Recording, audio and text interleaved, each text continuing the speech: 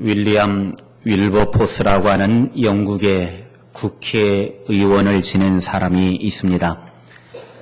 이 사람은 교회를 다니기는 다녔지만 평소에 습관적으로 교회를 다니던 그런 정치인이었습니다. 보통 정치인들이 교회를 나갈 때에는 표를 의식해서 그저 교회에 적을 두고 표를 받기 위한 어떤 그런 목적을 가지고 교회를 나가게 됩니다. 윌버포스도 바로 표를 얻기 위해서 그저 교회에 등록해놓고 교회만 다니던 그런 사람이었습니다. 어느 날 윌버포스가 예배를 드리다가 하나님을 만나게 됐습니다. 참 잘된 일이죠. 그저 정치인으로 표를 얻기 위해서 다녔던 사람이 예배하다가 하나님을 만났으니 얼마나 놀라운 일입니까? 그래서 윌버포스가 이제부터 하나님의 말씀을 따라 내가 살아야 되겠다. 내가 이제 하나님을 만났으니 진정 하나님이 기뻐하시고 원하시는 것이 무엇인지 거기에 맞는 삶을 좀 살아야 되겠다라고 그렇게 결심을 했습니다. 그런 결심을 하고 나니까 그래 내가 하나님을 기쁘시게 하는 원하는 삶을 살려고 하면 뭘 해야 될까라고 고민을 하다가 그래 정치계를 떠나자. 그래서 이제 정치를 그만두고 선교사로서 복음을 전하는 그런 좀 일을 감당했으면 좋겠다. 그런 마음을 갖고 있었는데 그러나 어떻게 하는 것이 이 세상에 정말 믿음대로 살 수 있는지 확신이 오지 않는 것입니다.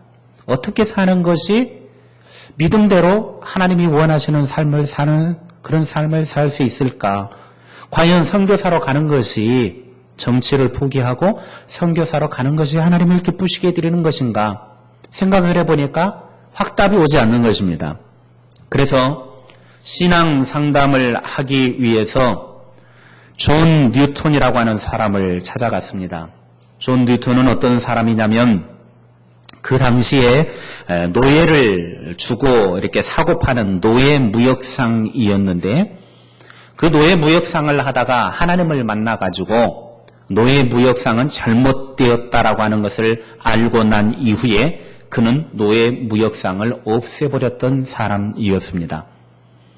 그래서 나보다 먼저 그렇게 변화되어진 삶을 살고 하나님께서 원하시는 그런 삶을 살았던 존 뉴턴에게 가서 어떻게 하는 것이 내가 하나님이 기뻐하시는 일을 하며 사는 삶입니까? 라고 신앙 상담을 했을 때 뉴턴은 윌버포스에게 이렇게 말했다고 합니다. 선교사나 사역자의 길을 가는 것보다 당신은 정치인으로 계속 남아서 크리스찬의 영향력을 보여주십시오. 하나님의 부름을 받고 하나님의 일을 하고 하나님께서 하시는 선교사로 나간다든지 목회자로 하는 것만 하나님을 기쁘시게 하는 일이 아니라 그분들은 그분들의 부름받은 일이고 당신은 정치계에 남아서 계속해서 변화된 그리스도인이 어떤 영향력을 미칠 수 있는지를 당신의 삶에서 보여주십시오. 라고 그렇게 존 뉴턴이 신앙 상담을 하면서 이야기를 해 주었다고 합니다. 그때부터 윌버포스는 하나님이 자기 자신을 부르신 이유가 선교사나 목회자로 부르는 것이 아니라 정치인으로 나를 하나님이 부르셨다라고 하는 사실을 알게 되어지고 그는 국회에서 흑인 노예 해방 운동을 전개했습니다. 흑인도 하나님의 사랑을 받는 사람임에 분명한데 사람들은 흑인들을 아주 물건 취급하는 돈 취급을 하면서 주고 사고 받고 하는 그래서 흑인들은 죽어도 별 감동 없이 그렇게 사람들이 흑인에 대한 아주 좋지 못한 감정을 가지고 있는 모습을 보면서 흑인 노예 운동, 해방 운동을 윌버포스가 진행을 해 나갔습니다. 그래서 노예 매매를 근절시키는데 온 힘을 다 기울였고 그가 정치 활동을 하면서 계속해서 흑인 인권을 주장을 했습니다. 그리고 마침내 영국은 노예 매매를 금지시키는 법을 통과시키게 되어졌고 영국부터 시작이 되어진 노예 매매 금지법이 이제 미국과 전 유럽에 걸쳐서 노예 매매 금지가 확산되었다고 합니다. 바로 윌버포스 한 사람이 자기가 부름받은 위치에서 사역자로서 내가 어떻게 하는 것이 하나님을 기쁘시게 해드리는 것인가 라고 하는 것을 고민하면서 선교사나 목회자로 길을 가는 것이 아니라 정치계에서 영향력을 발휘하는 그 운동을 통해 결국은 노예 해방을 이끌었다라고 하는 것입니다. 내가 선 그 자리가 딴 끝이다. 내가 오늘 서 있는 그 자리가 하나님이 부르신 자리이다. 우리는 그렇게 응답을 해야 합니다. 꼭 목사로 부름을 받아야만 사역자가 아니고 선교사로 부름을 받아야만 사역자가 아니라 우리 모두는 내가 서 있는 그 자리에서 하나님의 부르심을 받은 자라고 하는 사실을 기억해야 합니다. 그래서 하나님이 나를 부르셨을 때에는 모두 다 목회자로, 모두 다 선교사로 그렇게 부른 것이 아닙니다. 여러분을 부른 그 자리에서 여러분은 사역자, 하나님의 일을 감당하는 사람이 되는 것입니다. 하나님의 부르심을 받은 그 자리에서 여러분이 사역자로 하나님의 일을 감당할 수 있기를 바랍니다. 바울이 고린도에서 전도하여 브리스길라와 아굴라 부부를 만나서 그들을 잘 양육하였고 말씀에 사로잡혀 유대인들에게 예수 그리스도를 전할 때 예수 그리스도를 전하는 비방하는 일들에 유대인들이 앞장서서 막아섰습니다. 유대인들로 인하여 피신하는 중에 유스도를 만나 전도하였고 이 일로 인해서 유스도의 집 옆에 있는 회당장이 구원을 받게 되어졌고 그의 온 집안이 다 예수를 그리스도로 받아들였습니다. 그리고 수많은 고린도인들이 예수님을 만나 세례를 받고 구원받는 일들이 일어났습니다. 그날 밤에 환상 중에 주님께서 바울에게 말씀하십니다. 두려워하지 말고 침묵하지 말고 말하라. 내가 너와 함께 있으니 어떤 사람도 너를 대적하여 해야 할 사람이 없다. 이 성중에는 내 백성이 많다. 지금 바울의 입장에서는 상황이 상당히 위험스러운 상황이었습니다. 쫓기는 상황이었습니다. 두려움이 몰려오는 상황이었습니다. 그런데 이런 상황 중에 주님의 음성을 들었습니다. 이 말씀을 통해서 사역자가 어떻게 사명을 감당해야 하는지 사역자의 원리를 가르쳐주고 있습니다. 첫째로 두려워하지 말고 계속해서 복음을 전해야 합니다. 유대인들은 고린도의 유대인 회당장 그리스보가 예수님을 믿고 그의 삶이 변화되어 버리니까 그리스보와 같은 지도자급 인사가 기독교로 개종하는 것을 보고 바울에 대해서 보복을 계획했을지도 모릅니다. 왜냐하면 유대인들이 점점 그리스도교로 이제 개종을 해버리니까 그것도 사회의 유력 인사가 영향력을 미칠 수 있는 사람이 그리스도인으로 개종을 해버리니까 유대인들 입장에서는 가만히 내버려 둘 수가 없게 된 것입니다. 따라서 바울은 이제 이런 일들로 보복이라고 하는 일들을 통해서 사회의 동요가 생기기 전에 그리고 유대인들의 핍박이 이제 전국적으로 그리스도인들에게 핍박이 오면 안 되기 때문에 그 핍박이 가시화되기 전에 조용히 고린도를 떠나고 싶은 마음이 그의 속에 있었습니다. 그러니까 전국적으로 확산되어지는 그리스도인들에 대한 핍박에 대한 두려움과 자기 때문에 다른 그리스도인들이 핍박받는 것에 대한 두려움과 그리고 정치적으로 사회가 동요가 일어나는 것에 대한 두려움을 느껴서 바울은 이 고린도를 할 수만 있으면 빨리 떠나가야 되겠다. 그런 두려운 마음을 가지고 있었습니다. 바울은 고린도전서 2장 3절에서 고린도에서 있었던 자기의 사실을 이렇게 표현을 하고 있습니다. 내가 너희 가운데 거할 때에 약하고 두려워하고 심히 떨었노라. 그러니까 바울이 고린도에 있을 때에 정말 자기 자신은 약한 자로 있었고 두려움에 떨릴 수밖에 없는 상황에 처해 있었다라고 고린도전서 2장 3절에 그때 상황을 설명해 주고 있는 것입니다. 충분히 두려워할 만한 상황이죠. 그런 상황 속에서 심령이 위축되어서 격려와 위로가 필요했던 순간이었습니다. 그런데 그 순간에 예수님께서 두려워하는 바울을 위로하고 격려하기 위하여 환상 중에 나타나셨습니다. 그리고 주님은 말씀하십니다. 너는 두려워하지 말고 계속해서 복음을 전하라. 지금 두려워서 도망가려고 하는데 주님의 들려지는 음성은 두려워하지 말아라. 계속해서 네가 해야 할 일을 하라. 분명하게 들려주셨습니다. 주님을 의지하는 사람에게 있어서 이 주님의 음성은 크나큰 위로와 힘이 되었을 것입니다. 지금 두려워서 도망가려고 하는데 벌벌벌벌 떨고 있는데 두려워하지 말아라. 주님이 두려워하지 말라고 하시니 얼마나 큰 힘이 되겠습니까? 이사야 41장 10절에 두려워하지 말라 내가 너와 함께함이라 놀라지 말라 나는 네 하나님이 됨이라 내가 너를 굳세게 하리라 참으로 너를 도와주리라 참으로 나의 의로운 오른손으로 너를 붙들리라. 하나님께서는 늘 언제나 두려움 가운데 사로잡힌 사람들에게 말씀하십니다. 특별히 복음을 든 믿음의 사람들에게 말씀하십니다. 두려워하지 말라. 두려워하지 마십시오.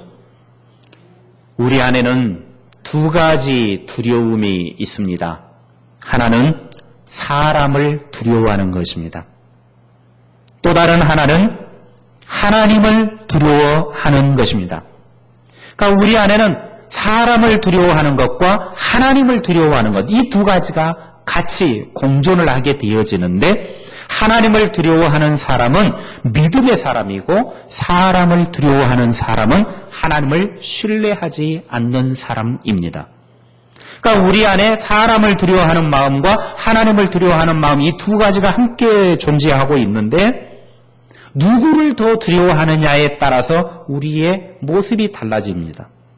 하나님을 두려워하면 믿음 있는 사람이 되는 것이고 사람을 두려워하면 하나님을 신뢰하지 않는 믿음 없는 사람의 모습으로 바뀌어 버리는 것입니다. 하나님을 두려워하는 사람은 사람들이 자신을 위협해도 눈 깜짝하지 않습니다. 죽을 테면 죽이라고 하는 태도로 사명의 길을 걷게 됩니다. 그러므로 우리가 하나님께서 자신에게 맡겨주신 사명을 감당하려고 하면 세상과 사람보다는 하나님을 크게 보고 하나님을 두려워하는 마음을 가져야 합니다. 세상적인 두려움, 인간의 두려움을 극복할 수 있는 비결은 하나님을 세상보다, 인간보다, 세상의 상황보다 더 크게 보면 되는 것입니다. 하나님을 더 무서운 존재로, 두려운 존재로 보고 하나님께서 내게 맡겨주신 일을 포기하지 아니하고 끝까지 감당하면 됩니다. 그래서 내 안에 하나님을 가득 채우면 그때부터는 세상이 두렵지 않습니다. 사람이 두렵지 않습니다. 왜? 하나님으로 가득 찼기 때문에 하나님을 경외하는 마음으로 하나님을 두려워하는 마음으로 가득 차 있기 때문에 아무리 세상이 그래도 아무리 환경이 나를 막아서도 그런 것 때문에 두려워하거나 좌절하거나 사명의 길을 포기하지 않게 됩니다. 그러므로 우리는 하나님을 더 크게 보고 내게 맡겨주신 하나님의 일을 포기하지 아니하고 끝까지 감당할 수 있기를 바랍니다. 그렇게 되어지면 찬송가 288장 3절의 가사처럼 주 안의 기쁨 누림으로 마음의 풍랑이 잔잔하니 세상과 나는 간 곳 없고 구속한 주만 보이도다. 오직 주님만 보이게 되는 것입니다. 나의 세상적인 염려, 근심, 걱정, 환경을 바라보는 것이 아니라 이제는 주님만 바라보게 되어지는 것. 주님만 크게 보게 되어지는 것.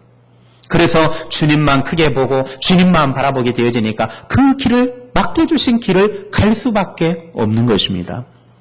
두려워하던 세상, 두려워하던 사람들은 온데 간데 없고 나를 구원하신 주님만 보이는 그런 삶이 되시기를 바랍니다. 둘째로 주님이 함께 하심을 믿어야 합니다. 환상 중에 바울에게 주님이 들려주신 두 번째 말씀은 10절 말씀에 내가 너와 함께 있음에 라고 있습니다. 내가 너와 함께 있다. 주님께서 나와 함께 하시는데 그 누가 우리를 위협할 수 있겠습니까?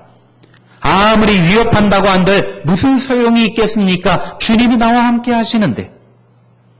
그래서 바울은 로마서 8장 31절에 이렇게 고백합니다. 하나님이 우리 편인데 누가 감히 우리를 대적할 수 있겠습니까? 하나님이 나의 편이신데 누가 감히 나를 두렵게 할 수 있고 나를 대적한단 말인가? 아무도 대적할 자가 없다. 주님이 나의 편이 되어주시면 그 어느 누구도 우리를 대적할 수 없고 대적한다 할지라도 그들은 끝납니다. 우리를 쓰러뜨릴 수 없습니다. 하나님께서 나와 함께 하신다라고 하는 이 분명한 확신만 있으면 됩니다. 예수님께서 요한복음 16장 33절에 말씀하십니다. 이것을 너희에게 이르는 것은 너희로 내 안에서 평안을 누리게 하려 함이라. 세상에서는 너희가 환난을 당하나 담대하라. 내가 세상을 이기었노라. 우리가 이 세상에서 많은 시련과 슬픔을 겪을 것이지만 용기를 내어야 될 이유는 예수님께서 여러 가지 위협 속에서 승리하셨기 때문입니다.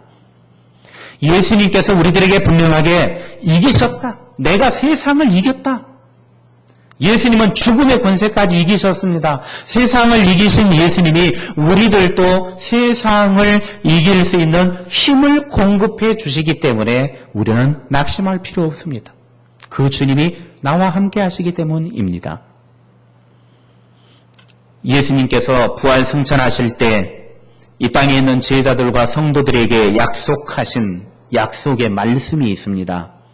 모든 제자들이 보는 앞에서 공중에 이제 승천하시는 예수님께서 그 약속의 말씀을 주셨는데 우리는 약속의 말씀을 붙들고 살면 됩니다. 그 약속의 말씀이 뭡니까? 마태복음 28장 20절입니다. 마태복음 28장 20절 말씀 함께 읽겠습니다. 볼지어다 내가 세상 끝날까지 너희와 항상 함께 있으리라 하시니라. 아멘. 제자들 앞에서 하늘로 올라가시는 예수님께서 마지막 약속하신 말씀이 내가 세상 끝날까지 너희와 항상 함께 있겠다. 세상을 이기신 주님이, 죽음을 이기신 주님이 늘 우리와 함께 있겠다는 겁니다. 우리가 이 땅에 살아가는 동안 요한복음 16장 33절의 말씀처럼 우리가 살아가는 세상에 아무 시련이나 시험이나 어려움이 없도록 막아주시겠다라고 말씀하지 않았습니다. 너희가 세상에서 환난을 당하나 그랬습니다. 내가 예수 믿는 자로서 신앙인으로서 시험과 핍박과 고난과 수많은 환난을 맞이할 수 있습니다. 그러나 우리가 승리할 수 있는 비결은 나와 함께 하시는 주님이 계시기 때문입니다. 시험이 없는 것이 아니라는 거예요. 고난이 피하게 해주겠다. 고난이 없도록 막아주겠다는 것이 아니에요. 우리에게 여전히 시련이 있고 핍박이 있고 환난이 있지만 너희들은 이길 수 있다.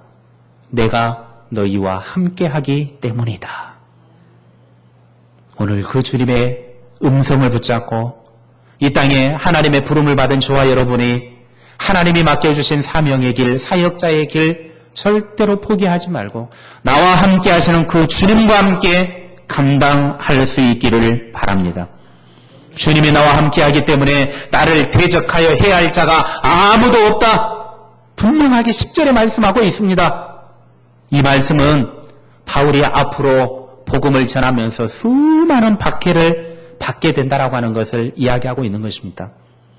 박해를 안 받는다라는 게 아니에요. 네가 수많은 박해를 받게 되지만 걱정하지 마라. 내가 너와 함께 한다. 내가 너를 도와준다. 두려워하지 말아라. 내가 너와 함께 한다. 예수님께서 함께 계시면 어려운 상황도 넉넉히 극복할 수 있는 힘이 생깁니다. 예수님이 함께 하시면 아무런 해도 받지 않을 것입니다. 우리는 믿음으로 나와 함께 하시는 주님을 붙잡읍시다. 어떤 어려움이 있어도 힘든 일이 있어도 나와 함께 하시는 주님을 의식하고 그 주님만 붙잡는다고 하면 그것은 아무 문제가 되지 않습니다. 마치 어린 아이가, 내 사랑하는 자녀들이 길을 가는데 동네 형이 야, 너 이리 와, 심부름 좀 해라, 아이스크림 사와. 그러면 내 아빠가 옆에 있을 때는요, 내가 왜 형 심부름 해야 돼? 안 해. 당당하게 이야기합니다. 그런데 아빠가 없이 혼자 길을 가는데 동네 형이 야, 너 이리 와, 가서 마트에 가서 아이스크림 좀 사와. 그러면 아무 말도 못하고 예, 알았어요 하고 그냥 아이스크림 심부름해요. 아버지가 있는 것과 없는 것의 차이.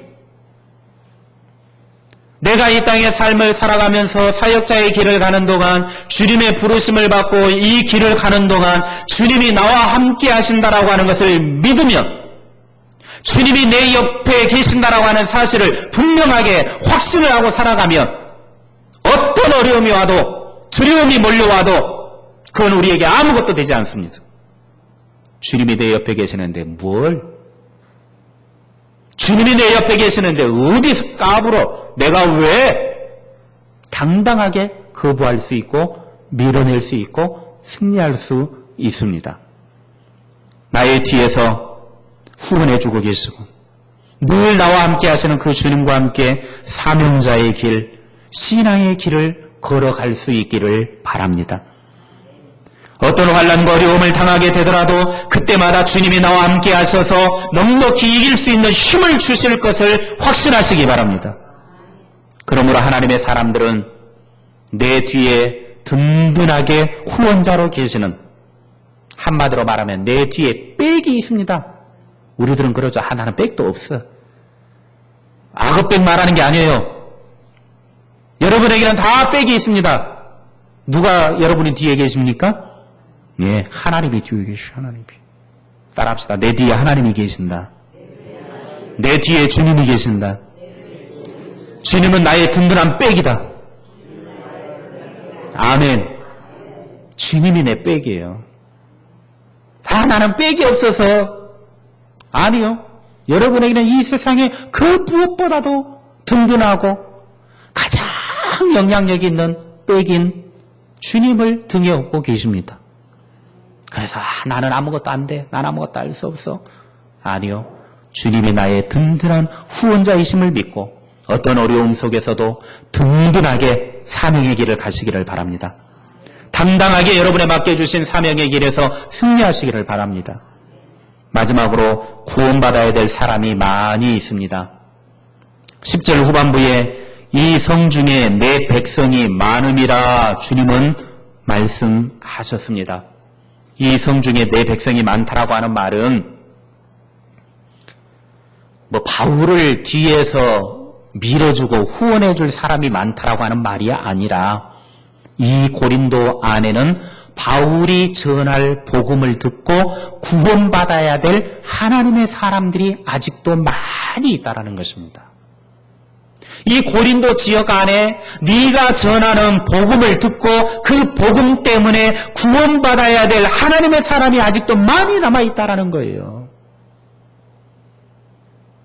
바울이 만약에 두려워 떨어서 무서워가지고 다른 지역으로 도망가 버렸다고 하면 지금 복음을 듣고 바울이 전하는 복음을 듣고 하나님의 사람들이 지금 기다리고 있는데, 구원받아야 될 사람들이 기다리고 있는데 만약에 바울이 두려워서 사명의 길을 포기하고 도망가 버렸다. 그러면 그 사람들은 어떻게 하는 겁니까? 구원 못 받는 거예요. 그러니까 예수님께서 바울에게 두려워하지 말아라. 내가 너와 항상 함께 하겠다. 이 성 중에는 아직도 구원받을 사람이 내 백성이 많이 있다. 그렇게 지금 바울에게 알려주는 것입니다. 여러분, 그 소리를 들은 바울이 냅다 모르겠다 도망가겠습니까? 살고 보자 도망가겠습니까? 그건 사역자가 아니죠.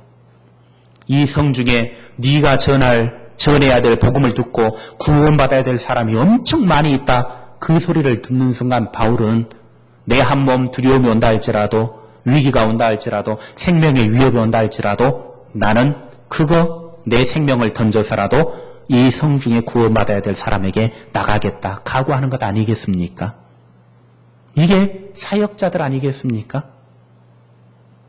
우리에게 적용해 볼까요? 하나님의 교회를 섬기고 믿음의 삶을 살아가면서 교회 안에 직분자로 부름받은 사람들요, 내 힘든 일 있을 수 있습니다. 충분히 이해합니다. 그러나 사역자들은 내가 조금 어렵고 힘들다고 내가 부름받은 하나님의 그 자리를 포기하고 던져버리는 것, 그건 나쁜 것입니다. 그건 잘못되어진 것입니다. 우리는 내게 하나님이 맡겨주셨을 때 그거를 감당할 수 있으니까 주셨는데 우리는 자꾸 못하겠다고 그래요. 나는 안 된다고 그래요. 우리는 하나님 앞에서 바로 선자가 되어야 합니다. 어떤 어려움이 있어도 나를 통해서 하나님이 해야 할 일을 맡겨주셨는데 내가 그걸 포기해버리면 수많은 고린도의 영혼이 복음을 듣지 못하게 되어지는데, 내가 교회의 일을 포기해버리면, 내게 맡겨주신 직분의 일을 포기해버리면 그럼 어떻게 되겠냐 이거예요. 어떻게 되겠느냐. 바울이 두려워하여 복음을 전하지 않는다고 하면 구원받아야 할 고린도의 수많은 사람들, 하나님께서 이미 작정하시기로 구원하기로 작정하신 그 수많은 사람들이 복음을 듣지 못하면 어떻게 됩니까? 하나님께서는 모든 사람들이 다 구원에 이르기를 원하십니다. 그런데 그 사람들이 하나님의 구원하심에 선택된 사람이 되기 위해서는 개인 스스로가 예수 그리스도를 구주로 영접해야 합니다. 이런 구주로 영접을 해야 되는데 만약에 고린도 성내에 아직까지 복음을 듣지 못하고 구원받아야 될 사람들이, 하나님의 피택되어진 백성들이 많이 있는데 그들에게 복음을 전하지 못한다고 하면 그들이 예수 그리스도를 구주로 영접하는 이 행위가 없잖아요. 누군가가 복음을 전해서 예수님을 전해서 예수님을 믿게 만드는 행위를 해 주어야 되는데 바울이 전해주지 않으면 그들이 구원을 받지 못하잖아요. 수많은 영혼들이 하나님을 모르는 채 죽어가야 되잖아요. 그 책임을 누가 지겠냐라는 거예요. 그러므로 우리는 내가 전하는 복음의 말 한마디가 영혼을 살리는 소중한 도구가 될 수 있고, 내가 하나님으로부터 받은 직분은 그 일을 감당하는 일이 하나님께서 원하시는 귀중한 일을 감당하는 자리에 서 있다라고 하는 사실을 우리는 잊어버려서는 안 됩니다. 바울이 디모데에게 권면한 말씀을 잊지 마십시오. 디모데후서 4장 2절, 너는 말씀을 전파하라. 때를 얻든지 못 얻든지 항상 힘쓰라. 우리는 늘 언제나 내게 맡겨주신 그 일을 위하여 때를 얻든지 못 얻든지 힘쓰는 자가 되어야 합니다.